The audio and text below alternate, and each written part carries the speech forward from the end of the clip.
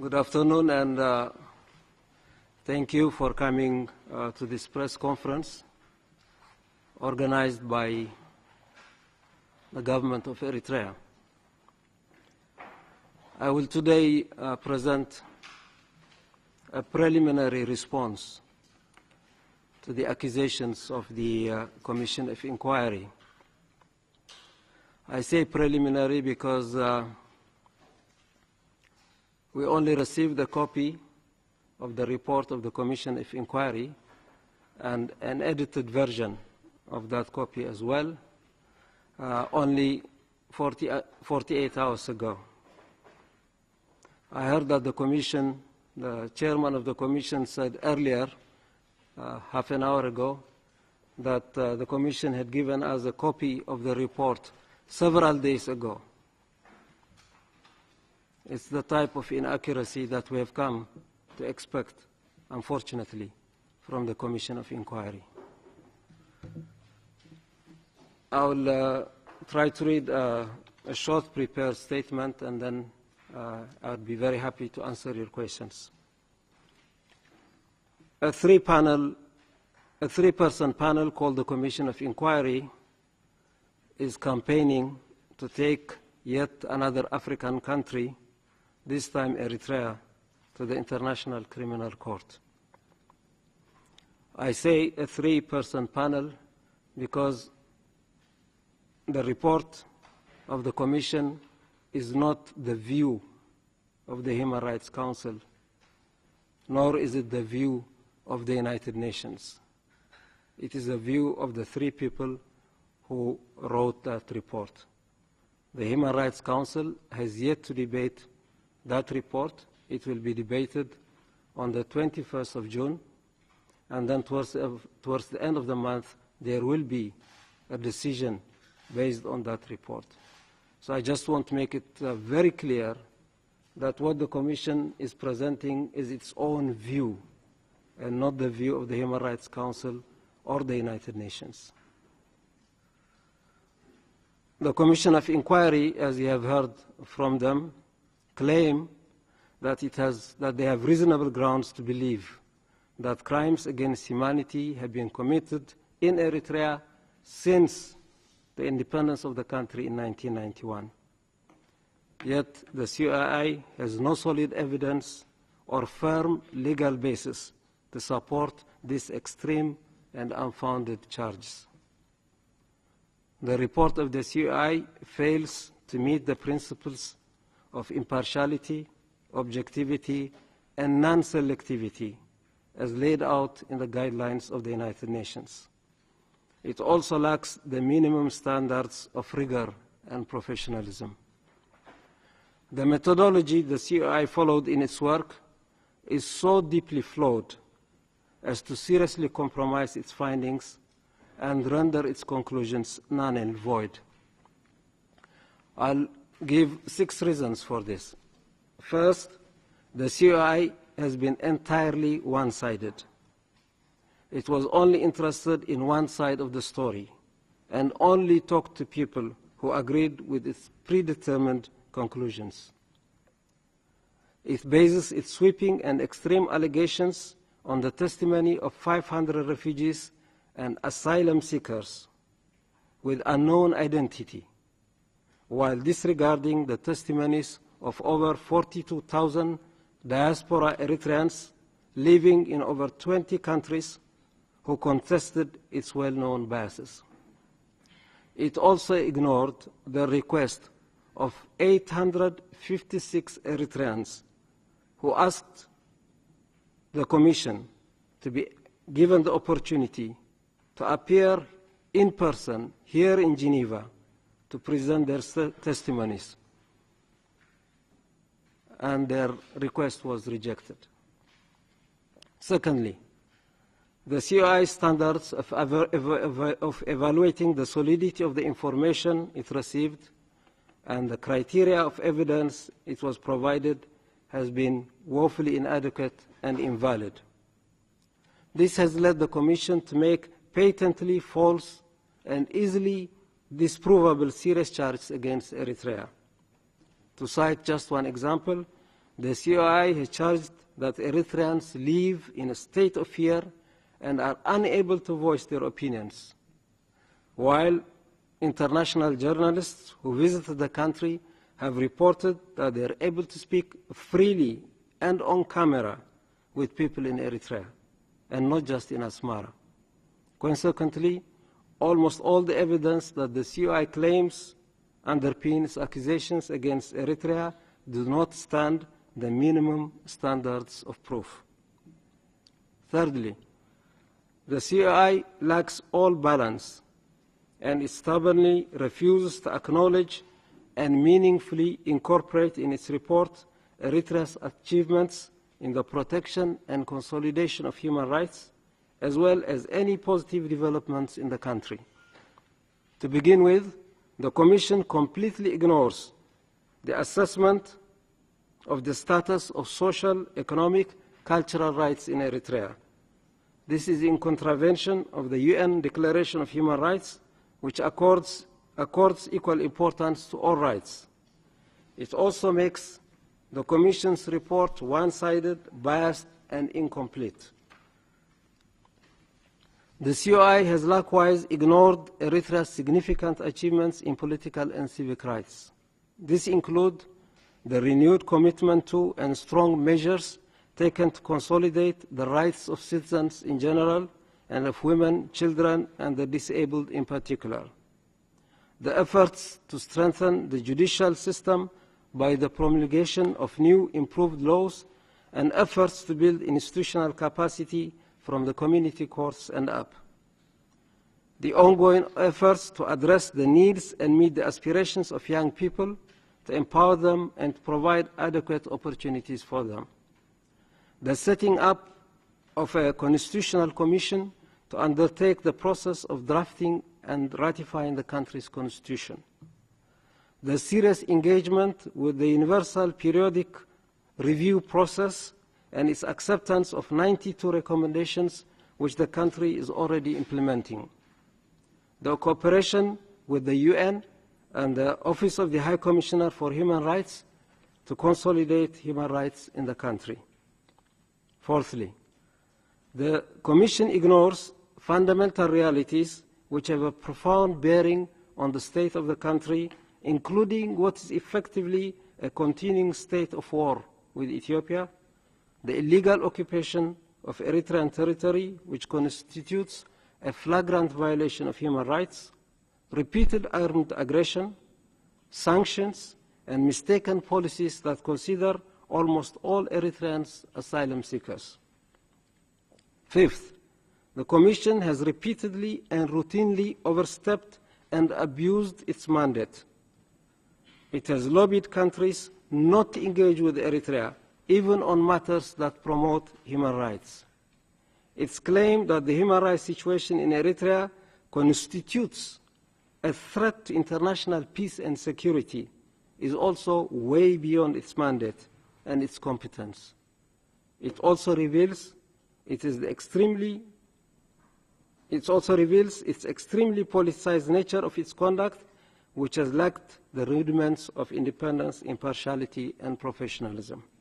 Sixth, and most important, the COI's case against Eritrea is legally indefensible.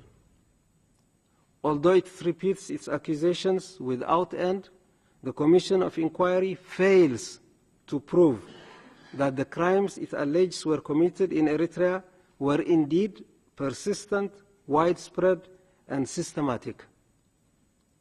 Its failure to prove the systematic nature of alleged crimes means that its charge of crimes against humanity is untenable and no more than a political accusation, which it actually is. I will now proceed to consider the specific accusations of the Commission. 1. Crimes since 1991.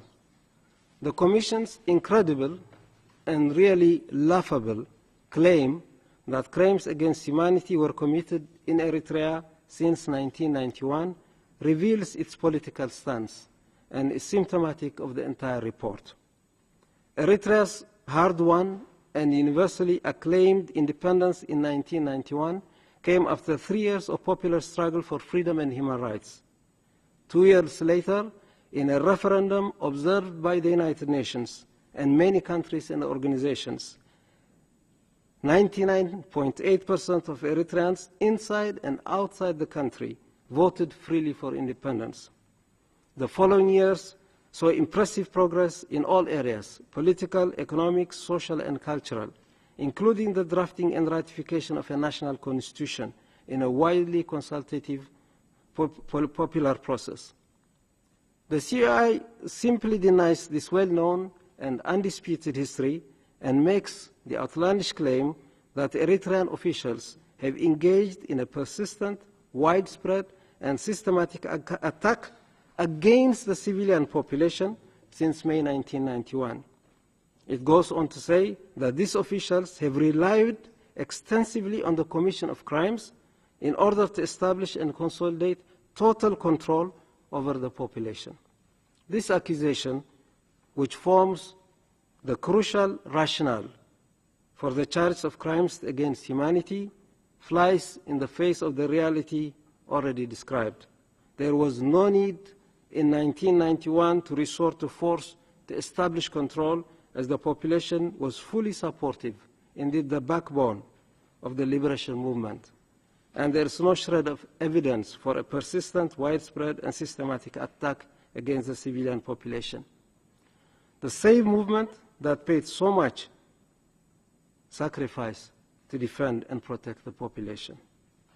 25 years on, this same population vividly demonstrated strong support for the independence of the country and the government during the recent Silver Jubilee independence celebrations, which many outsiders also witnessed. Enslavement. The COI claims that crime of enslavement has been committed on an ongoing, widespread, and systematic basis since 2002. What the COI calls enslavement is national service. And even though it does not explain the cut-off date of 2002, we can only assume that that date refers to the decision on the boundary between Eritrea and Ethiopia by an international tribunal. The COI would have been justified in its view if both belligerents had accepted the boundary decision, normalized their relations, and brought the state of war between them to an end. But Ethiopia has yet to accept the ruling. It continues to illegally occupy sovereign Eritrean territory, has launched repeated military attacks, and as late as August of last year of 2015, the Ethiopian Prime Minister, speaking to Parliament, announced plans to launch a full-scale war against Eritrea. In effect, the state of war between the two countries remains, whatever the blinkered view of the COI is. And therefore, the COI's accusation is contrary to facts and without a firm legal basis. As to national service, the Commission realizes it's on shaky grounds and tries to hedge its arguments. It admits that compulsory national service is not necessarily a human rights violation. But then it then says that in Eritrea it's a crime against humanity because of the apparent, and I'm quoting, underlying purposes of the program and the manner in which they are implemented. Specifically, the Commission says the indefinite nature and the use of forced labor make national service an ongoing crime committed by Eritrea. Here too, the COI has no legal basis for its charges, and it ignores all contrary evidence and positive measures undertaken by the Eritrean government. The purposes of national service in Eritrea are clearly stated in the legal proclamation of 1994 and are threefold: national defense, economic and social development, and national integration. National service in Eritrea is not indefinite, although for a time and in certain cases it has been prolonged due to the already explained existential threat of war. Mass demobilization took place from 2001 to 2005 in partnership with the World Bank, And this is 3 years after the Commission's cut-off date of 2002, after which, according to the Commission, national service is enslavement. Even after 2005, thousands of national service members, including virtually all women members of national service, have been demobilized. The charge of forced labor is also without foundation. National service, as practiced in many countries, does not preclude community service in civilian jobs. In Eritrea, over 90% of national service members serve in civilian projects, mainly as teachers and health personnel. And since July 2015, when Eritrea introduced salary raises made possible by a much improved economic situation, they are also receiving attractive salary packages. To misconstrue this as forced labor and enslavement, and to press charges of crime against humanity on this basis is unconscionable and bereft of legality. I was stupefied to hear the chairman of the Commission say today that virtually every person in Eritrea is a slave, because every Eritrean is under obligation to perform national service. So if every Eritrean performs national service, and national service in Eritrea is slavery and enslavement, we're talking about millions of Eritreans who are living in slavery, which is completely outlandish. The CUI claims that national service is the main cause of large migration of Eritreans. Although this is a widely propagated view, it is nonetheless widely off the mark. In fact, the majority of Eritrean migrants are not national service members. Most are demobilized young people, as well as those to whom the service does not apply. Another salient fact is that the number of migrants is now declining, again as a result of the improving economic situation, as well as a raft of measures taken by the government to provide more opportunities to the youth. I have with me the latest figures from the UNHCR on the migration worldwide to Europe. If you look at that data from the UNHCR, you will see that Eritrea is not among the top 10 nationalities that are crossing the Mediterranean Sea. You will see that the total number of Eritreans who have migrated to Europe over the past 5 years is around 3,700. We're talking of a number of 700-something Eritreans coming to Europe every month, which is completely different from the 5,000 people that are supposed to be coming to Europe every month. Apart from enslavement, which is supposed to have started in 2002 in Eritrea, the Commission claims the rest of the alleged crimes have been ongoing since May of 1991, when Eritrea became independent. Let's consider them one by one. The first is imprisonment or other severe deprivation of physical liberty and enforced disappearances. The CUI charged that Eritrean officials have committed the crime of imprisonment, a crime against humanity, in a persistent, widespread, and systematic manner. A similar charge is leveled on enforced disappearances. To state that there could have been abuses and to claim that this is persistent, widespread, and systematic are two different things. While there is no evidence for the latter accusation, it is true that in Eritrea, as in many other countries, there may be instances in which some people are wrongfully detained and imprisoned. A number of individuals who abuse their position in this regard have been brought to justice and punished, and Eritrea continues to make determined effort to prevent their recurrence. Instead of this balanced assessment, the Commission imprudently claims that Eritrea invokes treason and espionage when referring to detainees and states that treasonous behavior includes attempting to escape military service and trying to leave the country. Here, the Commission is merely exposing itself as it is now widely known that Eritrea, in fact, encourages those who have left the country illegally by providing them with services and assisting them to return or visit the country. In fact, tens of thousands of them actually participated in Eritrea's 25th independence anniversary, and more are joining them in these festive times in Eritrea right now. The Commission also makes the extraordinary claim that even those detainees convicted pursuant to judicial proceedings have been deprived of their liberty in violation of fundamental laws of international law. Here the argument is very interesting. On the one hand, the Commission says that there are no judicial authorities, no institutions, and it says there are no proceedings, and then it says even those convictions that are based on judicial proceedings are a violation of fundamental laws of international law. It also summarily dismisses the exemplary community courts, which are elected courts where at least one of the three judges has to be a woman, and which adjudicate over 80% of the judicial cases in Eritrea. This is the Commission's way of totally delegitimizing the judicial system in the country. In fact, Eritrea is currently working to strengthen the judicial system. It has introduced new civil and criminal laws and is undertaking programs to upgrade the competence and professionalism of its judges and lawyers.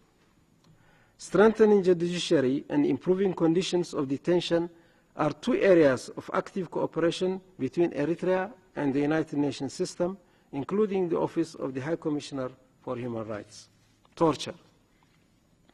The Commission claims that the use of torture, I am quoting, was and remains an integral part of the government's repression of the civilian population.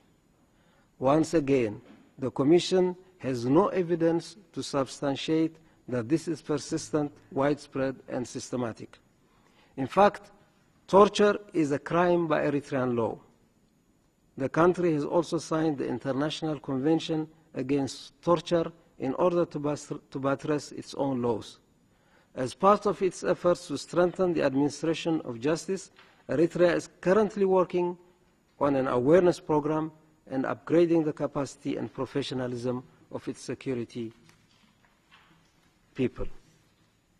Other inhumane acts or inhuman acts. Here the Commission refers to guilt by association and what it calls third-party reprisals. This is unfounded, as it contradicts not only Eritrean civil and penal codes, which explicitly prohibit collective punishment, but more tellingly, Eritrean political and civic culture.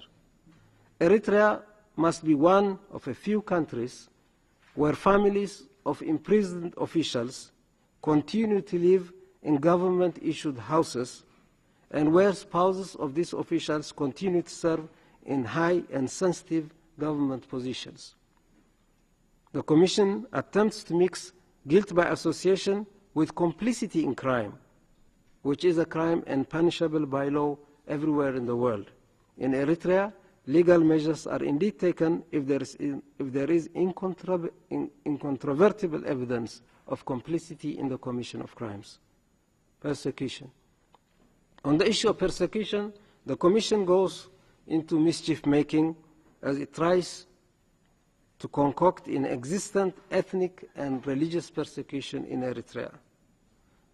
Eritrea is widely acknowledged to be a model of ethnic and religious harmony.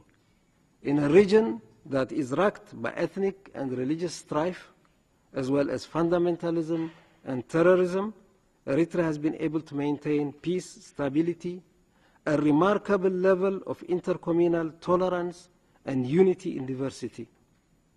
It is really stupefying that the Commission has the impudence to claim that Eritrean officials have committed the crime of persecution in a widespread and systematic manner since May of 1991 in this connection. Rape. The same can be said about the Commission's claim that, quote, rapes have been committed as part of a widespread or systematic attack against the Eritrean population. This is an attack not so much against the Eritrean government as an offensive disrespect to a cultured and civilized population.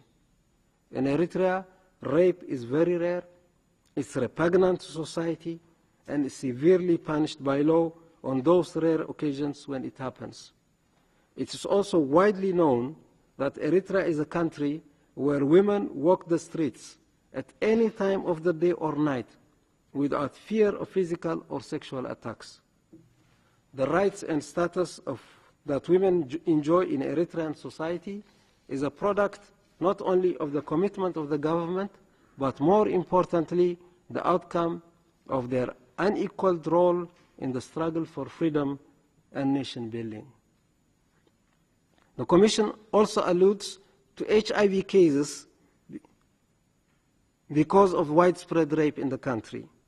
The fact is, HIV cases in Eritrea have decreased from 6% in 1991 to 0.91 in 2005. It's among the lowest anywhere in the world.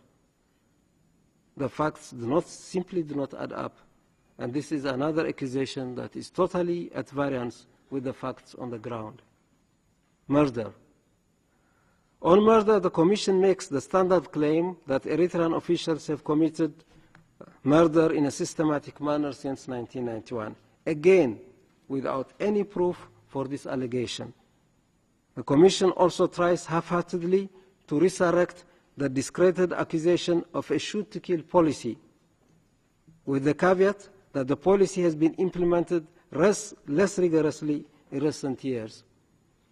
I was surprised to hear the chairman of the Commission repeat this allegation, which has been totally discredited, because in fact there has never been a shoot-to-kill policy in Eritrea, and the Commission has not been able to produce a single piece of evidence to prove its claim. Accountability. The Commission claims that particular individuals, including at the highest levels of the state and the PFDJ and commanding officers, bear responsibility for crimes against humanity. It then goes to dismiss offhand the right of the exercise of national jurisdiction and claims that there is no genuine prospect of the domestic judicial system holding perpetrators to account. The objective is obvious. And sure enough, the Commission recommends that the UN Security Council refer Eritrea to the ICC. The Commission admits that it's not a judicial body. In other words, its accusations do not meet fundamental standards of accuracy, objectivity, neutrality, and legality. For a three-person panel to overstep its mandate and to arrogate to itself such draconian powers to sit in judgment over the human rights situation in a country over a quarter of a century, to make the purely political determination that this situation constitutes a threat to international peace and security, and then ask the Security Council to refer the matter to the ICC is simply untenable and unheard of. In conclusion, Eritrea rejects the politically motivated and groundless accusations and the destructive recommendations of the CUI. It believes that they are an unwarranted attack not only against Eritrea, but also against Africa and developing nations. It calls on members of the Human Rights Council and all UN member states to uphold justice and fairness and to end a long train of injustices against the Eritrean people. For its part, Eritrea, a nation born in the struggle for human rights, and for whom human rights, the whole gamut of them, political, civic, economic, social, and cultural, remain the #1 priority, it will continue to work for the fundamental freedoms and dignity of its people. Eritreans' people are confident of the justness of their cause and their determination and capacity to succeed. Thank you.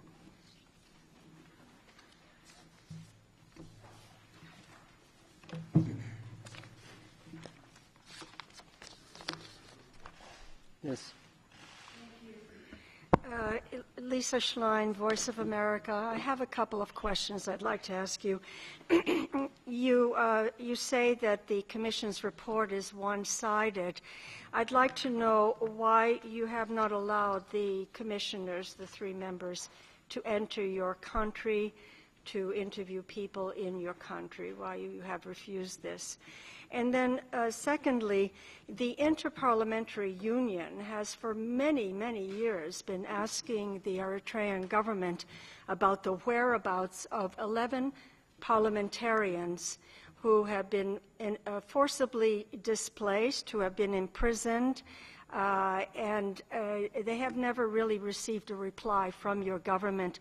Could you tell me what has happened to the 11 parliamentarians who disappeared so many years ago, and why it is that you haven't responded to the repeated requests of the IPU? Thank you. Thank you. We have not allowed the members of the Commission of Eritrea of Inquiry, the Commission of Inquiry, to visit Eritrea because from the very get-go they have shown that they lack independence, impartiality, and objectivity. You have to remember that a member of the Commission is also the Special Rapporteur on Eritrea. And the Special Rapporteur had made her views very well known before joining the Commission of Inquiry.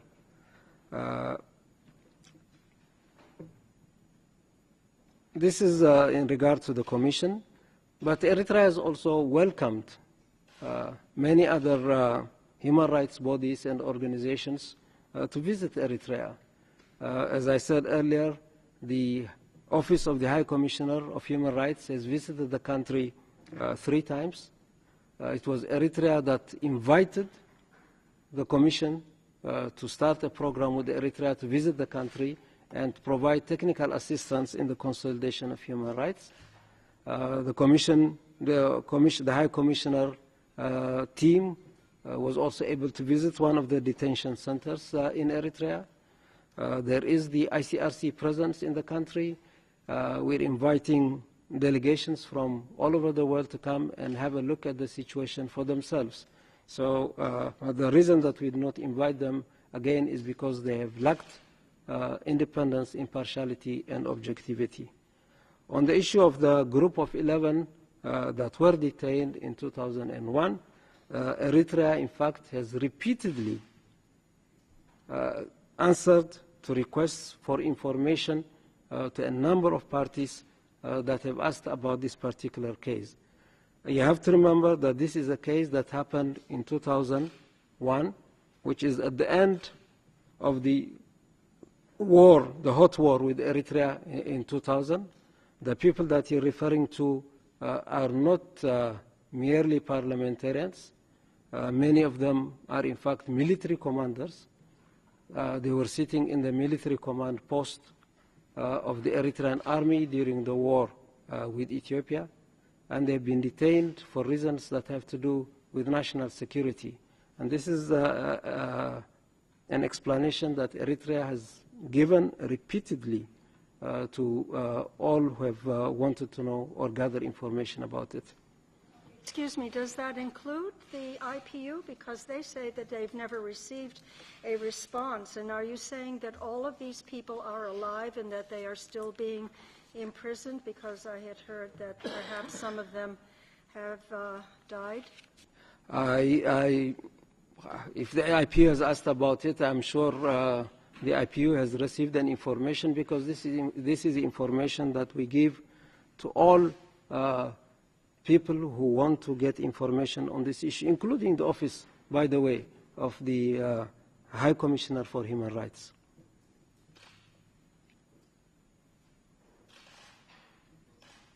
Please. Tom Miles from Reuters.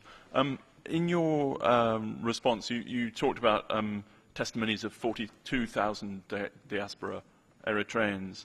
Can you tell me, where did you get that information from? And also on the subject of information, you said there are very few rapes in Eritrea. How many people are prosecuted for rape in an average year in Eritrea? Thanks. Thank you. On the first question, there is an Eritrean diaspora community global campaign to oppose the unsubstantiated allegations of the Commission of Inquiry. The testimonies to the CUI were sent through this community organization, and they were given to the Commission of Inquiry Secretariat. But this is also information that the Commission itself has corroborated, although it tried to dismiss it. It's very strange that a commission that is set up to investigate into the human rights situation in the country would dismiss offhand the testimony of 42,000 people. But again, I want to remind you that over 800 Eritreans again asked the Commission to appear in person here in Geneva to present their testimonies, and they were denied that right. On the issue of rapes, I wouldn't have the immediate figure, but I would guess that it's less than, I don't know, it's something that you can count on your two fingers. It's very rare in Eritrea. It's something that is very rare in the country. It's not part of, it's against the culture, it's against the values of the country. There's tremendous respect in Eritrean society for the life of individuals and for the sanctity of the lives of individuals. And as I have said, you have to remember the background of Eritrea. Eritrea was born in a struggle where at least 1/3 of the women of the fighters for freedom in Eritrea were women. And women have an outstanding respect and status in Eritrean society.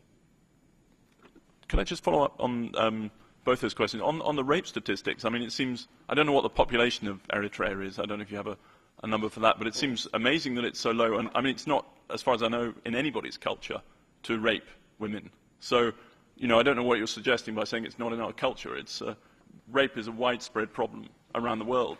This seems to be an anomaly in public health statistics and crime statistics. So I'd be interested to understand more. Also, on the 42,000, are you saying that these people, I should say that the COI says that some of the people they approached about this said they'd been coerced, or they weren't aware that their signatures had been appended, or the signatures had been forged. But you're saying that this is a campaign that went on with the knowledge and the backing, the organization of the government. Thanks. Two things. One, we're talking about 40,000 people.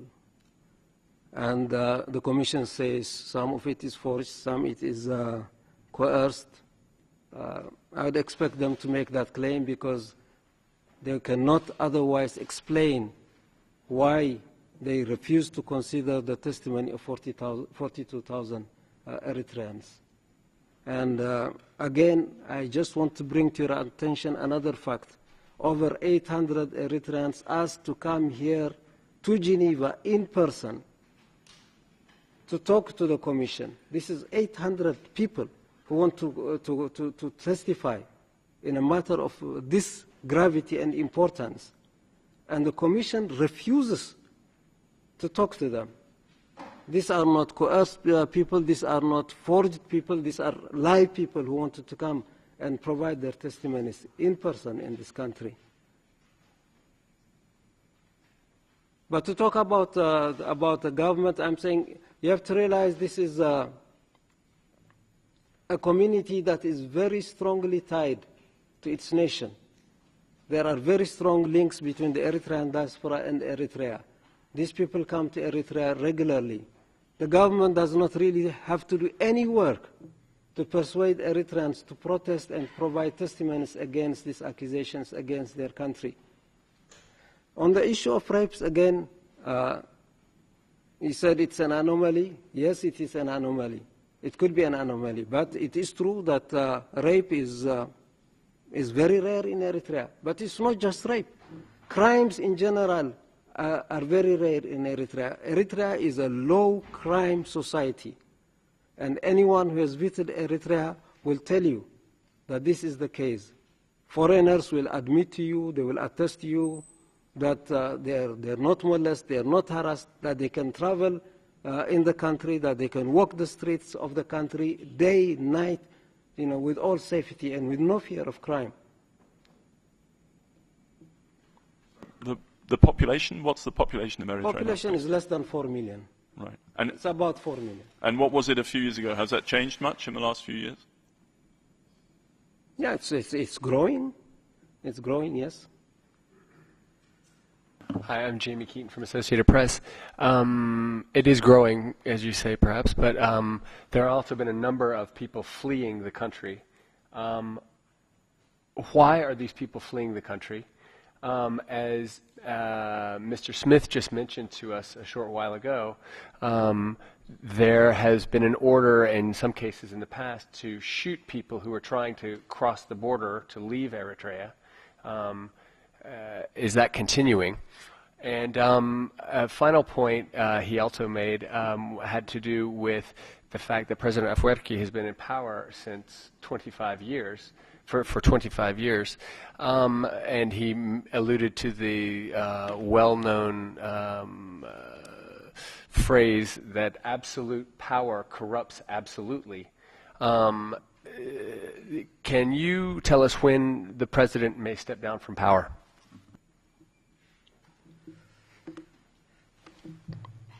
In the first place, Eritreans are not fleeing the country. It's only when it comes to Eritrea that this phrase and this language, this word is used routinely. People talk about exodus when it comes to Eritreans. People say the country is hemorrhaging. All of these words are used, but particularly in regards to Eritrea. Now, yes, Eritreans have been migrating, and they migrate mainly to Europe. This is the favored destination for Eritreans. There's one reason why that is the case. European countries, until recently, granted immediate, automatic asylum status to any Eritrean that lands in Europe. Principally because of the domestic political situation, correct? Again, that is very wrong. This is what they've been saying, but their assessment is wrong, and I think they're beginning to acknowledge and realize that their assessment of the political situation in Eritrea is wrong. I want to, in fact, inform you that all European Union, European country ambassadors in Eritrea contradict the findings and views of the Commission of Inquiry. Last year, they wrote the Commission of Inquiry saying that they were in disagreement with the views contained in last year's report, and they've been trying to reach out and trying to explain to the Commission that its views are not in fact reflective of the realities in the country where they live, and where they are much more knowledgeable than three people who are writing from abroad. So, but to come to your question, Eritreans are migrating because they believe there are better opportunities for them in Europe. It's the same reason that many are migrating to Europe at the present time. Some of them may be fleeing wars and difficult situations, but for Eritreans, it's mainly economic opportunities. And secondly, the figures have always been exaggerated. People have been talking, and again, I'm sorry to say, media people have been repeating without thinking about it, that 5,000 Eritreans flee the country every month. No one has bothered to check the figures. It has never been 5,000 every month. It has never been. Never. Secondly, a large number of people who claim to be Eritreans when they reach Europe are in fact not Eritreans. If you have a better opportunity to be granted political asylum in Europe, if you claim you're Eritrean, than if you claim you're from Ethiopia or Somalia or Sudan or other countries, you would do the natural thing to do and claim that you're Eritrean. But I think an important consideration is that migration figures for Eritrea are coming down. As I said earlier, the figures for this year are less than 4,000. We're talking about 800, less than 800 Eritreans coming to Europe every month over the past 5 months. And this again is because of the considerable improvement in the economic situation of the country and the efforts that the government are taking to provide Eritreans with better and improved opportunities. Shoot to kill. Again, this is, for me, a fabrication. It's something like the weapons of mass destruction lie in regard to Vietnam. Is something that's very sensitive, very sensational, that can be used to attack Eritrea. We've been challenging the Commission of Inquiry, anyone who has made this statement, to bring one single piece of evidence to support their claim, and none of them have been able to do it. Now the Commission is trying to backtrack by saying it's now less rigorously implemented, or the soldiers don't want to shoot, whatever.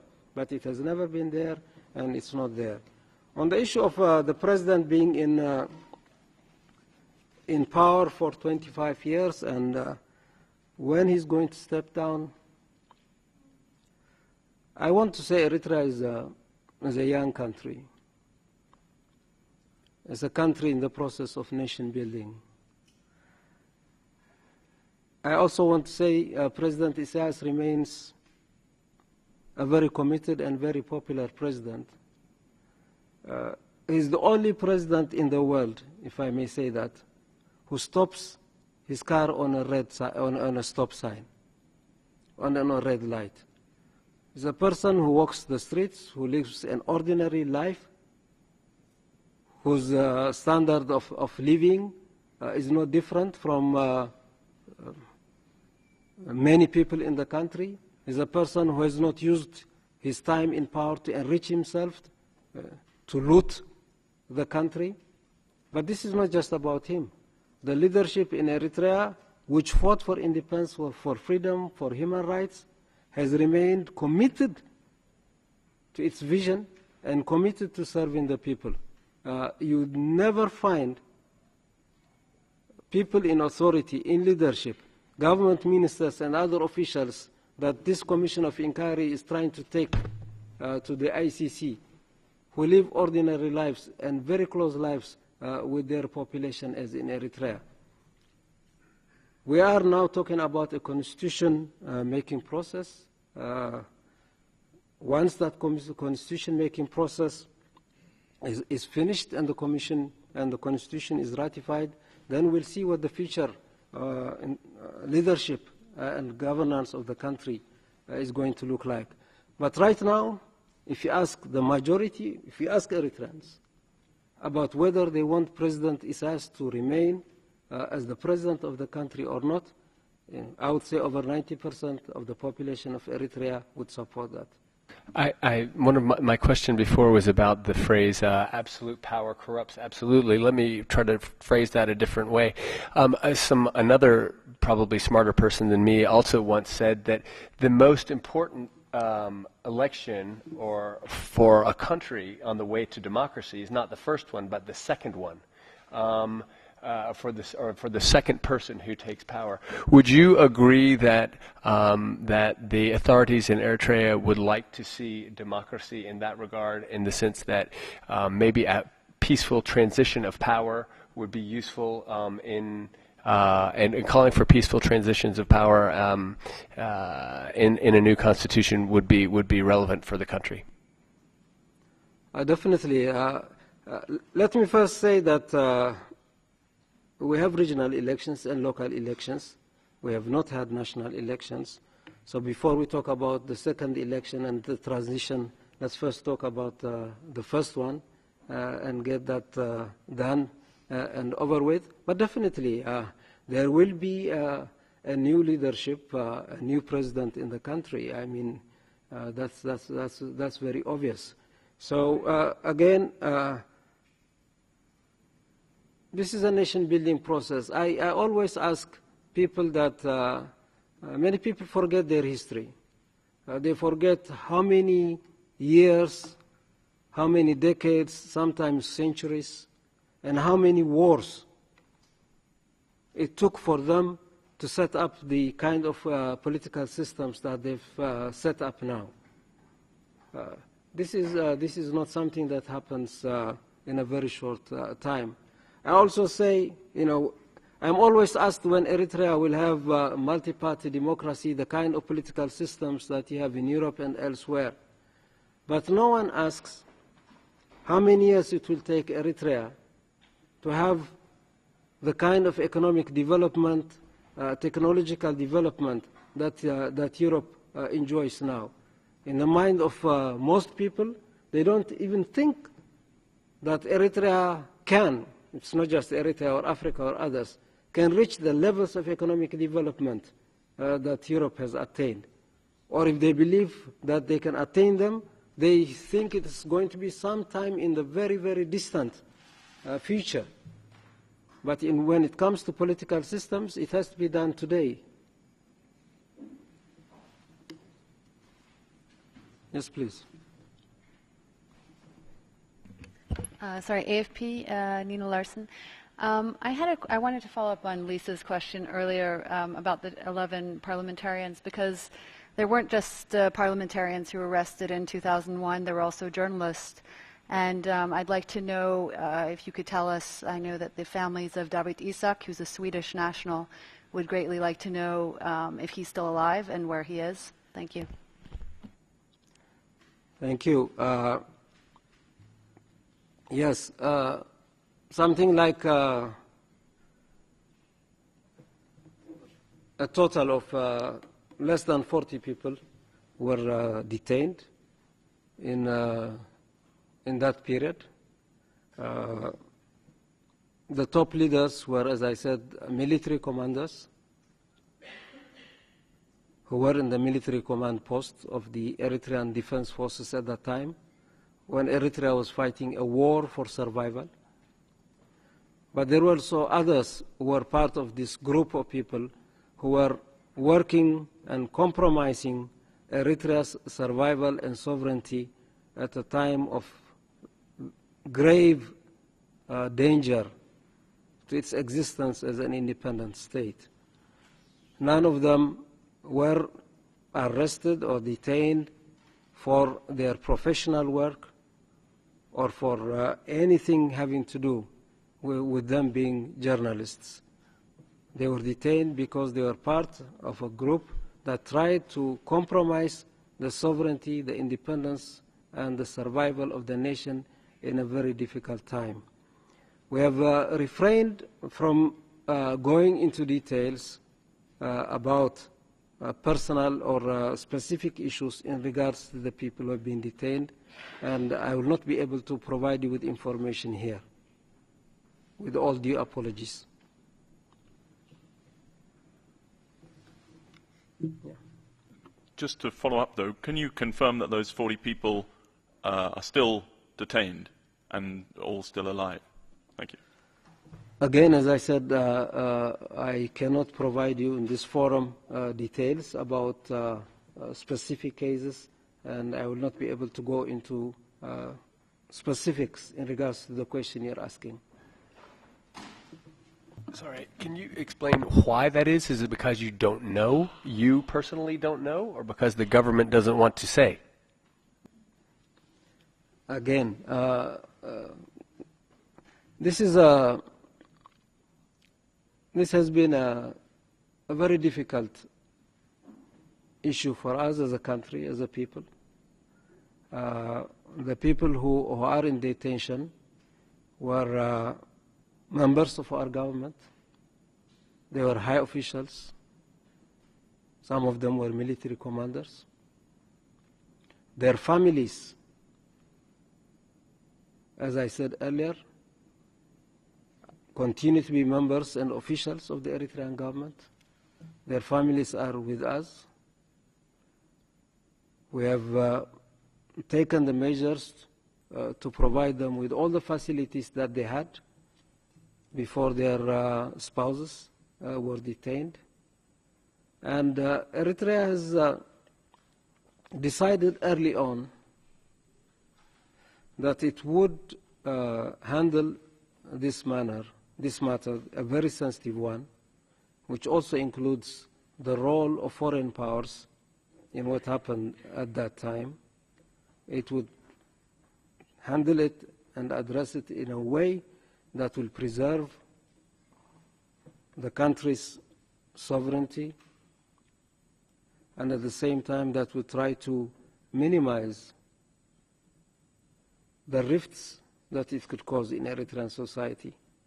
So we've been very careful about it, and as I said, it's something that we do not want to go into details.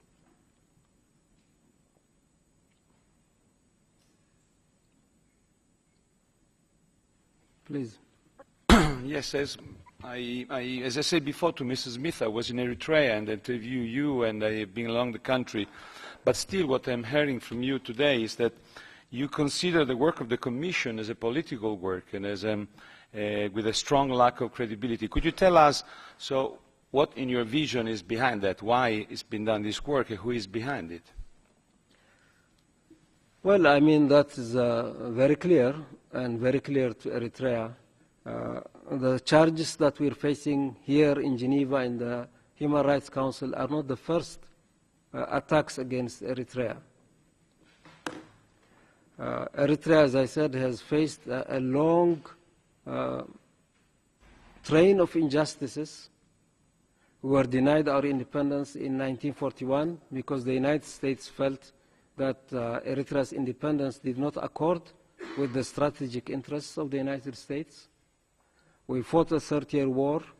We were bombed and killed and repressed, and the world did not speak up in defense of Eritrea. 1998-2000, we fought a war with Ethiopia. We went to international arbitration. The award was final and binding. Both countries were asked to respect it.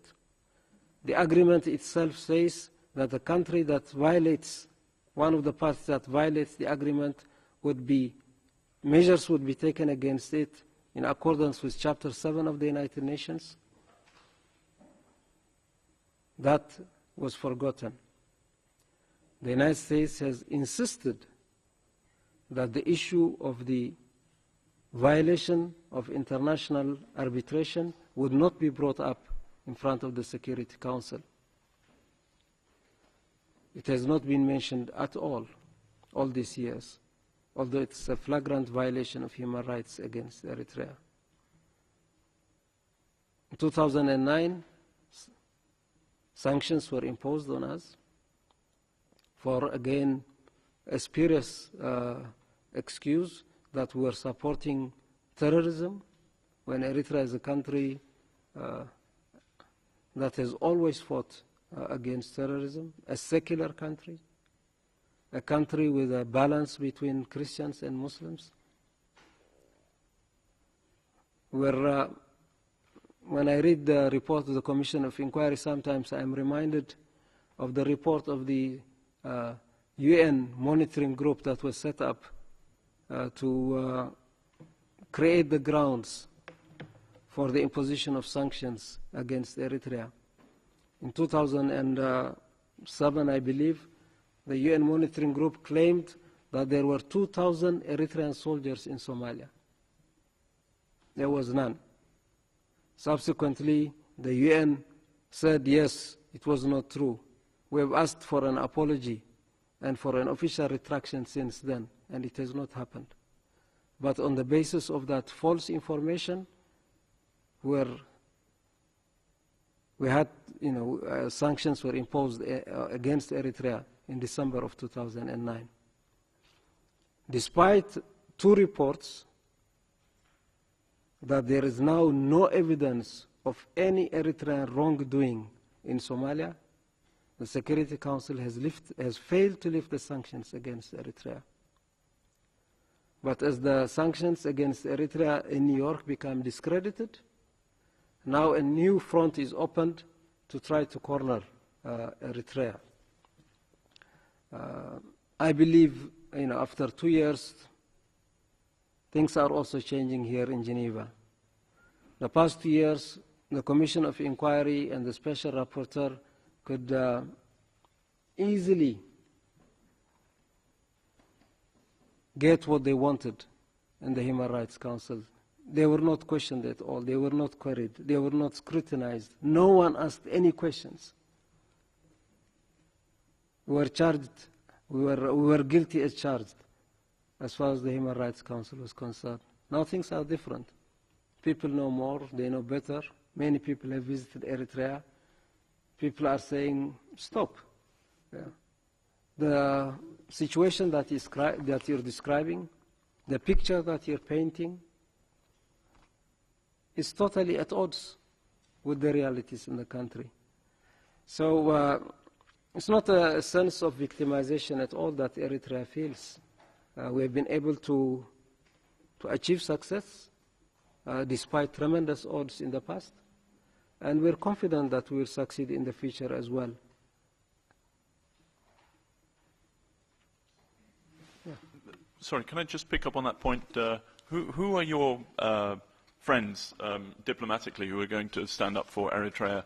I mean, this Commission of Inquiry has urged the Security Council to refer the situation in Eritrea to the International Criminal Court.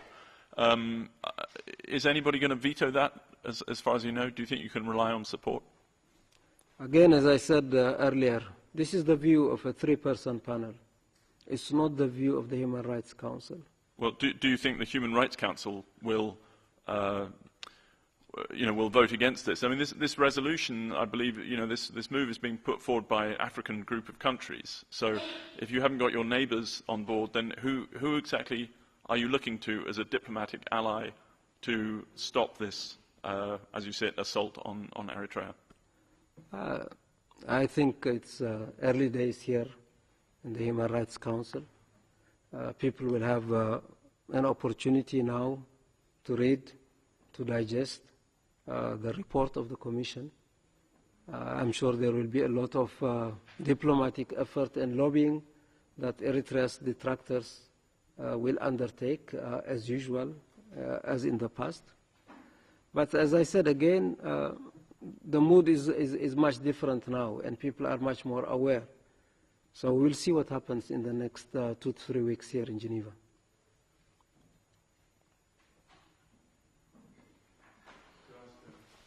Yes. If I can squeeze in one last question, I don't know if anybody else... one last question. On a different subject. The Swiss government, or the Swiss prosecutors are investigating the 2% diaspora tax, because they suspect there may be wrongdoing in Eritrea denying consular services to its citizens by forcing them to pay a tax.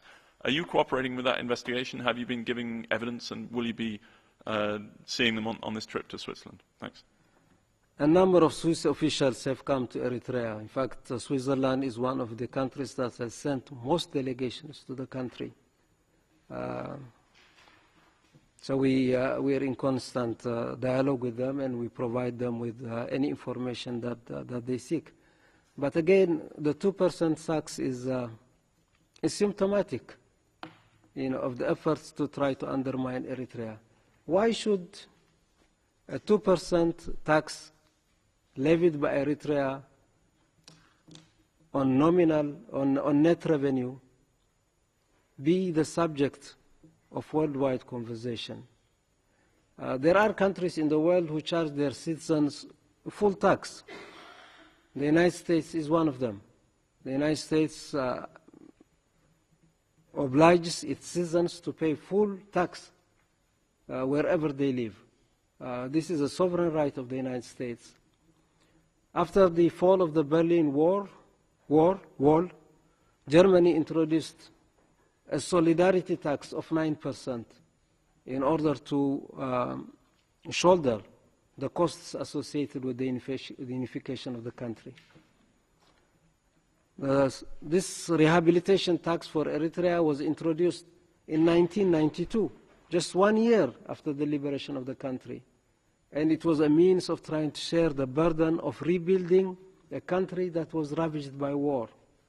Eritreans in the diaspora were asked to pay 2% of their net income to help the country get back on its feet, and they've been doing it since 1992. So what has happened now? That this is an issue of controversy. There's another fact that needs to be known as far as Eritrea is concerned. All Eritreans, whether they are abroad or inside the country, whether they have citizenship of other countries or not, as far as Eritrea is concerned, are citizens of Eritrea. And it provides them with the same rights and obligations as Eritreans that live in the country. So this is a right for Eritrea. We have been doing it and will continue to do it. Thank you. Thank you.